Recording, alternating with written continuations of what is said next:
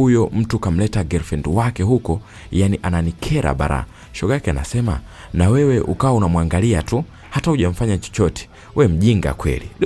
Hawa hapa tena Wilson na mpenzi wake, na hapa jamaa kachoka na kazi. Bebe nasema, nataka tutoke angalau twende sehemu.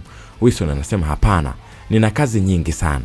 Bebe ikasema, utafurahi mpenzi wangu, niamini tu, tukirudi na kufanyia vitu vyako unavyopenda, massage na mambo yetu yale tena. Jamaa akasema, umeshinda wewe, sema tu wapi unataka twende. Basi akachagua sehemu, na hawa hapa wamefika hapa. Tayari stories hapa na pale zikawa nyingi, na hapo Wilson akasema, ngoja niende washroom mara moja. Lile likawa kosa kubwa bwana. Saa ngapi asije mshikaji hapa kaanza kurusha nyavu kwenye ziwa la huyu Wilson.